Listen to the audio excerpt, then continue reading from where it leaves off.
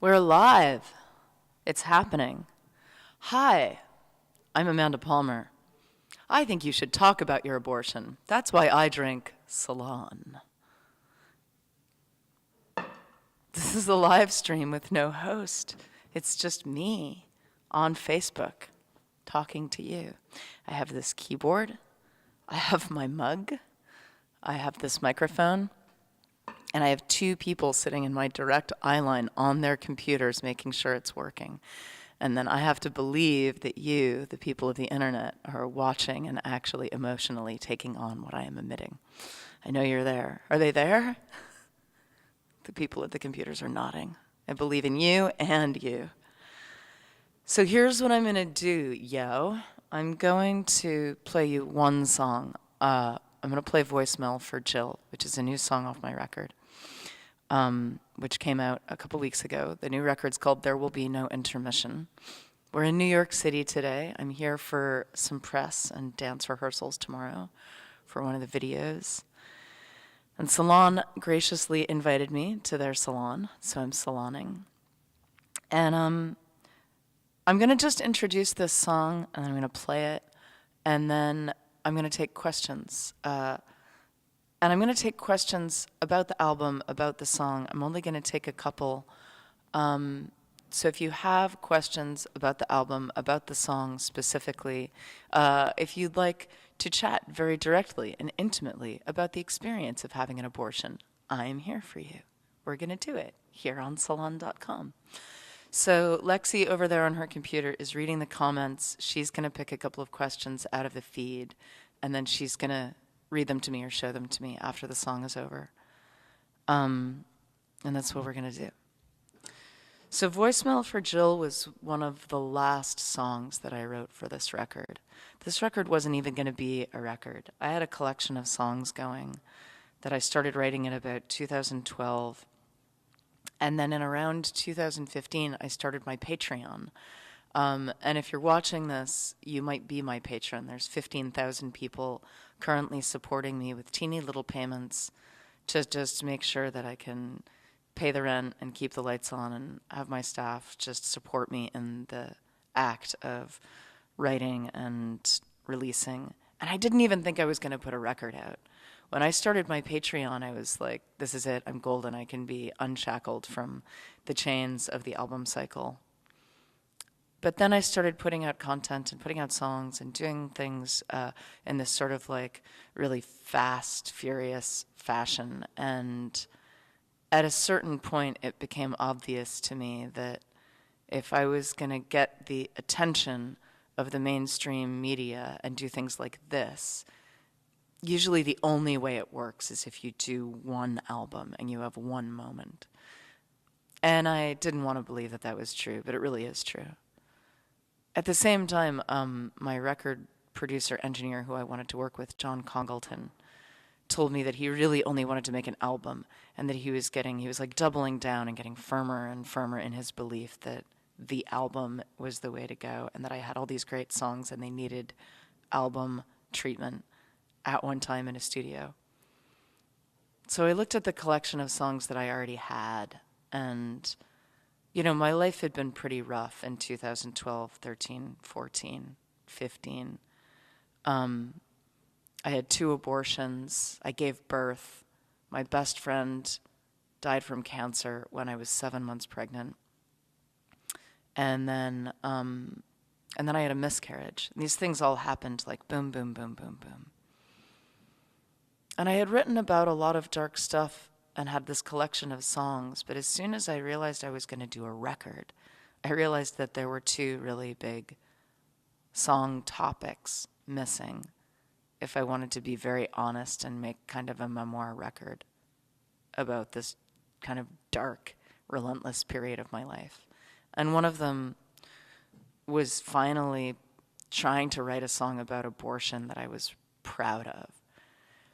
So I've written a couple of songs about abortion before, and it's not that I wasn't proud of them, but they're like drenched in sarcasm and satire, and they're really good songs. One of them is a Dresden Dolls song called Mandy Goes to Med School. I wrote it probably in 2004 or 5. It's on the Dresden Dolls' second album, Yes, Virginia, and it's like, It's a jazz tune. And it's like, it's dripping with sarcasm. It casts me and my drummer, Brian Viglione, the amazing drummer of the Dresden Dolls, as zany back alley abortionists. But it wasn't very serious. And if you know my first solo record, there's also a song called Oasis that's also very silly, right? When I got my abortion. Oh, wrong key. When I got my abortion, I brought along my boyfriend. We got there an hour before the appointment. And outside the building were all these annoying fundamentalist Christians. We tried to ignore them, and it was supposed to sound like a Beach Boys song. And that was a song about, how you compartmentalize an abortion when you're 17 and you don't tell anyone about it, which generally you don't. And I was 17 when I had my first abortion. And I didn't tell anyone about it because that's what you did. And that's what you're told to do. And when I went to sit down and finally really write a real, honest song about abortion, I just didn't know what to do. Like, who speaks? Who's the voice? Me? The protesters in the street? The imagined unborn child? The mother that I imagine myself being, not being? Like, I don't get how to do this. How do you write about abortion without being too sentimental, too preachy, too political? Because even when even uttering the word abortion in a song is already a political act. And I didn't want to get it wrong. And then I went to Dublin for an unrelated show, and I wound up being there when the abortion referendum was happening. And the nation was trying to repeal the 8th and make abortion finally legal in Ireland. Because before that time, abortion was a jailable offense. And women were just quietly going off to the UK if they needed abortions, coming back, and it was shrouded in shame and secrecy. And being there on the day of the vote and watching what was happening was so complicated because, on the one hand, it was like I was being taken from pub to pub by amazing Irish journalists who had boldly shared their stories in public media, in newspapers, to effect this change and to get the country to wake up and finally stop treating its women like second-class citizens. And women were dancing in the streets, singing in the streets, crying in airports. Like, it was so emotional. These women felt so liberated. And at the same time, I was looking at the news feed from back in America, and abortion clinics were just quietly getting shuttered left and right with no massive national outcry. And I thought, fuck, if I'm going to ever write a song about this, I should do it now. And it's a scary thing to write about. If you get it wrong, whether you get it right or wrong, the right wing was going to yell at me. And if I got it wrong, I knew the left wing was going to yell at me. And the feminists would yell at me for not getting the tone quite right. And yet, I figured something out. I'm going to play you that song. I wrote it as soon as I got back from Ireland, and I'm about to do a global tour of this record, and for the first time I'm doing an extensive tour of Ireland, and also touring in Northern Ireland, in some places where I've never played, because the North is next. Northern Ireland is still screwed in the pro-choice and abortion department. And sometimes I think the most powerful thing we can do, besides just giving money, clicking for change, and spreading the word about the policies and the politics, is telling the stories.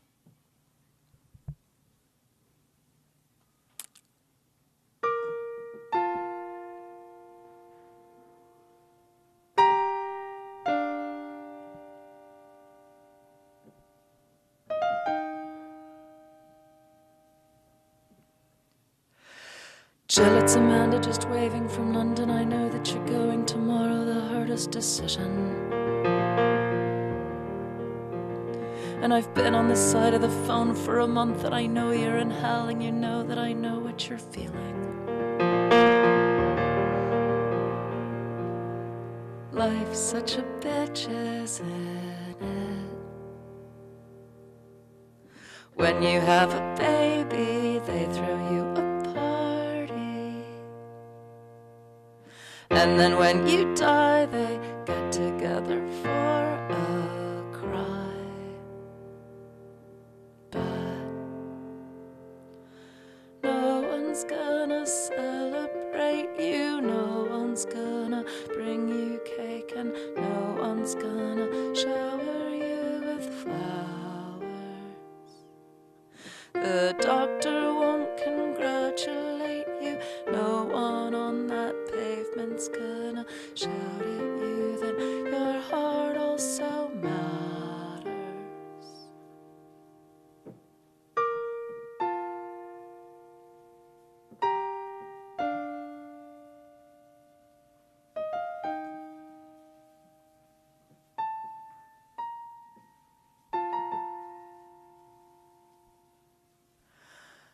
I don't know if you'll get this in time. I'm not sure that you're checking your voicemail at all, but in case it's the morning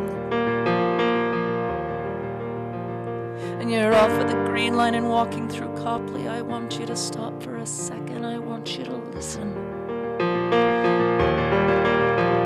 You don't need to offer the right explanation. You don't need to beg for redemption or ask for forgiveness. And you don't need a courtroom inside of your head where you're acting as judge and accused and defendant and witness.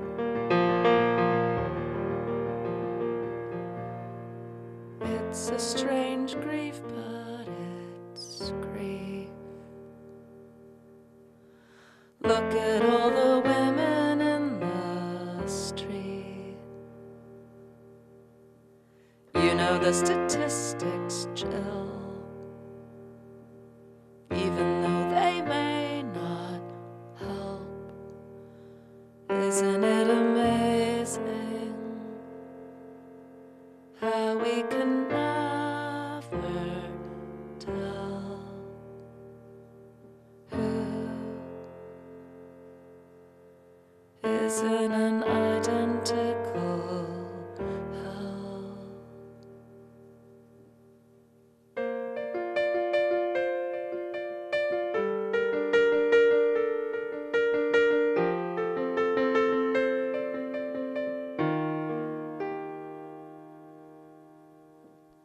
No one's gonna celebrate you, no one's gonna bring you cake, and no one's gonna shower you with flowers.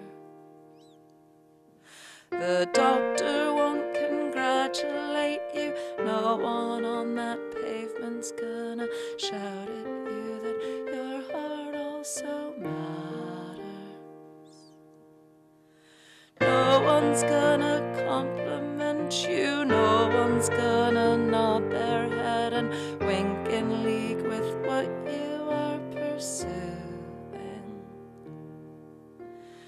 No one's gonna tie surprise balloons onto your desk at work, and no one's gonna ask you how you're doing. But I'll be back in Boston by next Thursday. Why don't I come over? I can bring some friends if you want us to come. We can bring you cake and we can bring you flowers. We can bring you wine and we can talk for hours. Ukulele by request. We'll throw you the best abortion Oh,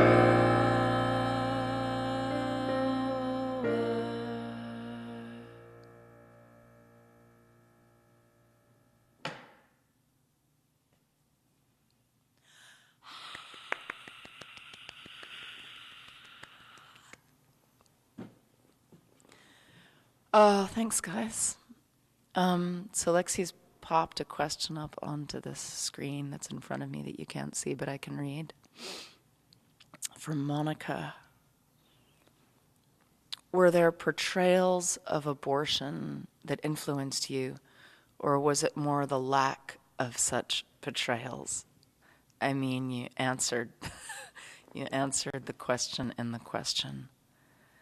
I was just talking about this in an interview the other day with a journalist from somewhere or other. And we were talking about Judy Blume, because there's also a song on the record about Judy Blume called Judy Blume, where the song is kind of like, it's not just an ode to Judy Blume, it's an ode to how guilty I felt that I went through like a lot of my adult life answering questions, never realizing that I was leaving Judy Blume out of my list of influences, right? Because she influenced so many people who read her books, but there I was always just name-checking, the Beatles and The Cure and Nick Cave and the Beach Boys, and, it never occurred to me that reading Judy Blume's books and reading this woman talking about periods and boobs and wet dreams and sex and stuff and all of this stuff that no one else was talking to me about. I was 13 and I came from a liberal, lefty-leaning town in Massachusetts, but everyone was pretty conservative socially. I didn't have chats with my friends' moms and my mom about abortion and what happens when you get one. And it certainly was not anywhere else I looked in the media. And, I'm not sure, like looking back at my media diet, I'm not sure who I could blame. Do I blame PBS? Do I blame Sassy Magazine? Do I blame, everybody? But no one talked about it, and I can't imagine that I was the only 17-year-old in Lexington High School who got pregnant and went to Planned Parenthood and got an abortion. But it so obviously went without saying that you didn't say it. And there was just such a, accepted stigma around it. And with that stigma was just a complete lack of acknowledgement that it was happening. Like, there you are in school the next day, as a senior in high school, dealing with your SATs and going to Latin class, having had an abortion the day before. And then you wonder why we're so compartmentalized and fucked up. So yeah, I would have killed when I was 17 to have been able to hear a song like that. And, I bet those songs were out there. I just didn't know where to look, But as much as I love Nick Cave and The Cure, they weren't guiding me through my abortion. Ani DeFranco would have been, but I wasn't into Ani DeFranco when I was 17. I was too scared of her. That was a great question, though. Thank you for asking it, Monica. Next question, Martin is asking, how do you deal with negative reactions to such personal songs? That is a good question. I think the best answer I can give you is better than I used to. I used to believe critics, right? Because I was still so insecure in myself, and everything was so new. So if a critic lobbed a criticism at me, your song is stupid, your song is off color, your song is tasteless, you're tasteless, you're narcissistic, why would you do such things? I would secretly want to believe them. And I'm luckily out of the woods in that department. Uh, I have such confidence and belief in my own material. And also, I mean, you can call it superficial. I wouldn't, but I have belief in this material, not just because I think it's good, but because I play these songs in situations, in theaters, in clubs, whatever, at a piano for human beings, and I see the songs working. And that's real, you know, and I sign after shows, and I communicate with the community that I make this music for, which is anyone who wants to be part of the community. And you know, having a woman or a man come up to me saying, I've dealt with abortion, I've kept it under wraps, your song really liberated me, can we cry together? I believe that. That's what I believe in. As long as that happens, and I know that the music that I'm making is connecting with real people in a real way, and it doesn't matter if there's 5 of those people or 50,000 of those people, a critic telling me that the song doesn't work is irrelevant, if you know what I mean. Meg, it's all the M people, Monica, Martin, and Meg, the holy triptych of M questions. Meg is asking, do you tend to hear a melody in your head and build a song, or do you write and then come up with the piano or uke parts? It's always different. Every song process is different. Sometimes I will start with a vague inclination, like an idea of what I want to express or say. Like Voicemail for Jill is a great example. I'll tell you how I started writing that song. I knew that this is one of those rare moments where I sat down and I was like, I have a goal. I have a fucking job. My job today is to write a song about abortion that's going to fill out a space in this record that is a memoir of the last 7 years of my life, and I'm not allowed to not write this song.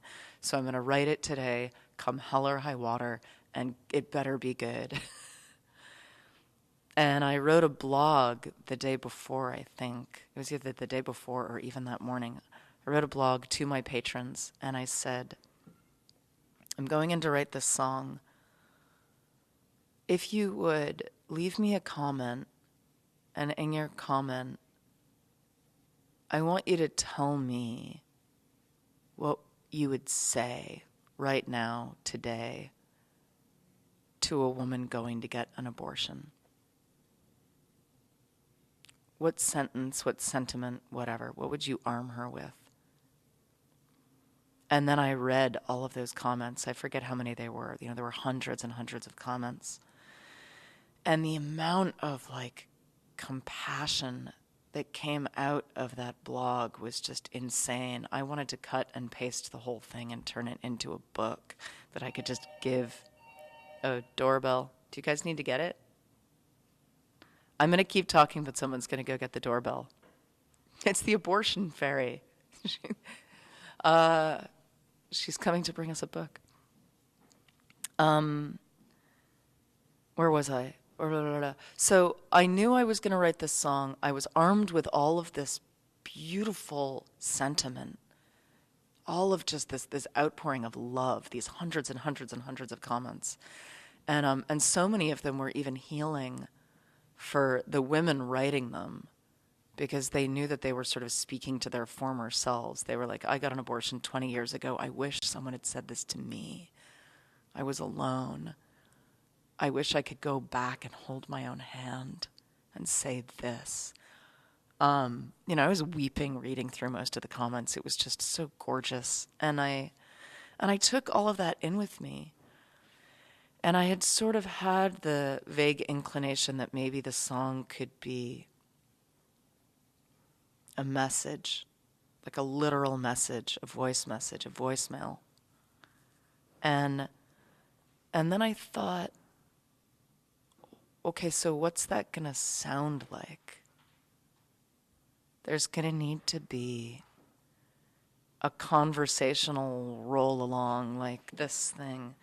Just like I'm just talking, and this is why this is just like rolling along. It's like the tape rolling. It's just rolling, and I'm just able to converse over it, and I can say anything I want over this. And then this part,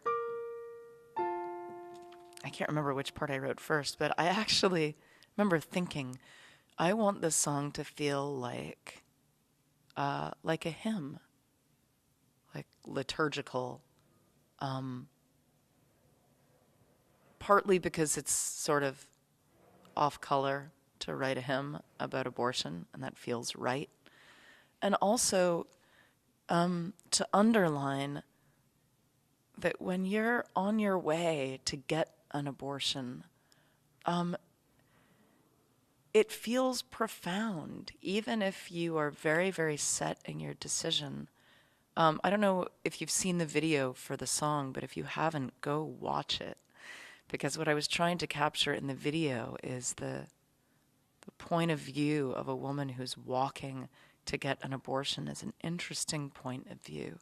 The things you see on your walk from point A to point B, when point A is the starting point and point B is an abortion clinic, everything looks different. Everything takes on this kind of tilted meaning because of what's going through your head. And when you're on your way to get an abortion and you see a baby shoe on the side of the road, it's, it sort of shouts at you. And I wanted to, soften it up. So these chords are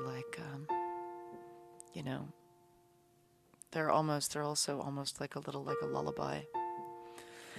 And so I had those catchphrases and those ideas, and then, I've written a lot of songs and I have a lot of tools at my disposal. So I just I want something that's not too sad, but not happy. It's bittersweet. That's what this is. The whole thing has to feel bittersweet. So it's going to go from minor to major and back and forth. It's going to need to be a minor to major, minor to major. So that's the interesting thing about being a songwriter is especially when you're writing about something emotional, is you have to be part poet, all emotion, all vague imagery and the mysterious muse, and then part technician. What is this thing? You get your list out, you get your toolbox out, and then you try to build this thing that feels and looks right. And what trick works for one song will never work again for another song. If it were that easy, I would write 10 songs every day. So I hope that answered your question. I think we have time for one or two quickies. Kevin, we've gotten away from the M's and we're into the K's. Any plans for a second book? Yes, kind of. In a weird way, I actually just released a second book. So my first and only big book is called The Art of Asking. But I also released, as a kind of a piece of merchandise, a book, a photography book that also has essays and lyrics and backstories and the stories behind these songs and this album. It's a really gorgeous book. It's also called There Will Be No Intermission. It's about 90 pages and it's huge. It's the size of a vinyl. And you can get it on my website. It's $35. And that's really the only place you can get it because I'm not putting it out through a publisher. So if you're coming to any of the shows that are coming up in North America, it will be for sale at the shows, or you can get it through my website, or I think you can get it at Rough Trade in Brooklyn. I think they have some copies. And I'm going to be touring North America for the next few months. I'm about to go to D.C. and Philly, Chicago, St. Paul, St. Louis, Boston, New York, LA, San Francisco, Pacific Northwest, lots of places. And the tour dates are very easy to find. Just Google. And I'm playing massive theaters, like big theaters for me that fit 2,000-3,000 people. I just got off the first weekend of tour where I played Detroit, Toronto, and Montreal, and it was heavy. But to answer your real question about whether I plan to write a real second book, like a real book, I actually think I might. I don't want to. Writing a book is hard. But everything that I'm doing with this album and on this tour is almost like crying out to sort of be turned into a book that's ostensibly about reproductive rights and miscarriage and abortion and stuff that is actually about something a lot bigger. So I hope so. But my friends are going to kill me because I told them all to make sure to not let me write a second book because writing the first book made me miserable. One last question. Kirby asks, did you do that on purpose because we're in the Ks now? You might have to find a third K person if it's a quick question so we can have 3 M's. 3 Ks. No endorsements for the Ku Klux Klan at all. What helped you make it through the hardest times? Wow. Why don't you ask me an easy one? That's a really hard question to answer. What helped me make it through the hardest times? I think the easiest way to answer that is by saying anything that helped me to not feel alone. And oftentimes, the most obvious solution that I would find to not feeling alone would be to talk to my friends. I talk about this in the stage show, and I address it a little bit in the There Will Be No Intermission book. But 2012 and 2013 were the shittiest years of my life. My friend was dying. I was getting an abortion. People were yelling at me for all variety of reasons, and I felt so alone in my experiences. I went through an abortion and didn't tell anyone about it. I had these sentiments that I was putting out, through my work and through the internet, and I was facing all this backlash. And it wasn't the backlash or the criticism that hurt me as much as the feeling of being alone. And my friends helped me feel not alone, just like being able to talk with someone and feel the mutual recognition of common suffering was actually what helped me. But also, it doesn't have to be a best friend or a confidant or a therapist or, a live flesh and blood human being right there on the other side of the phone with you or in the room. Some of the things that really helped me through the dark were other artists crying out from their own islands of pain. and those artists reminding me that not only was I not alone in my pain or my frustration or my afraidness, but that at its best, my pain and my suffering, no matter what it was or what shape it was, wouldn't be in vain if I could find a way of being a good artist and sharing it back the way they were doing for me.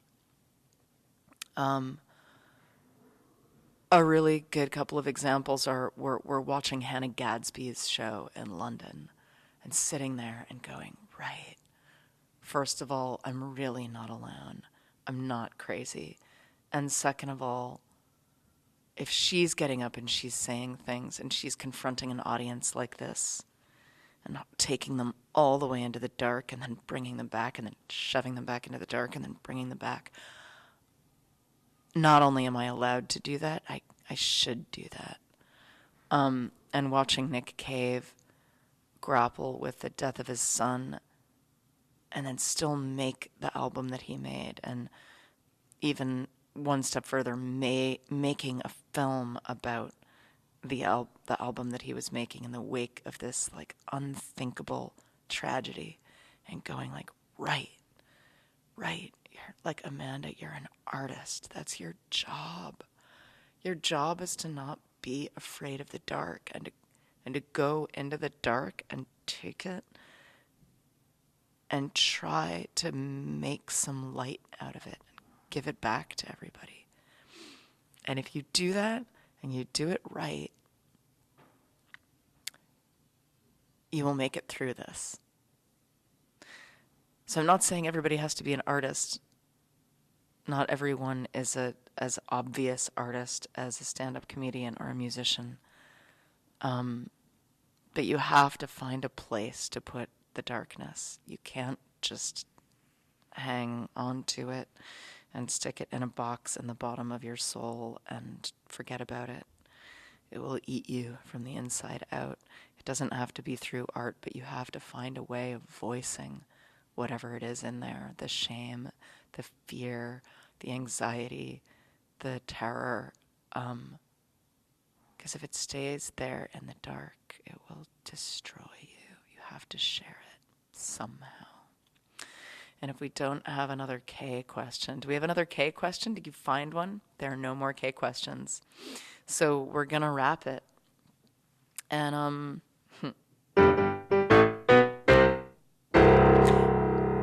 I am Amanda Palmer, and this has been the most emo moment of Salon Stage ever. Thank you to Salon for having me. Thank you for everyone who tuned in. Thank you to my assistant, Michael, for schlepping this ancient Dresden Dolls keyboard all the way from Brooklyn. And I'm also going on tour in Europe and the UK. If you happen to be watching this from Europe or the UK, tickets are on sale. I'll be there all fall. Australia and New Zealand, I will be coming your way in 2020. And if you haven't heard the record yet, it's a whopper. Go listen to it. You can find it on amandapalmer.net on my landing page. It's on Bandcamp. It's $1. I'm able to make my music very cheap, almost free, because of all the patrons who support me. So if you're watching me and you're one of my patrons, thank you. If you aren't, come join Team Dark. We're here for you. Signing off.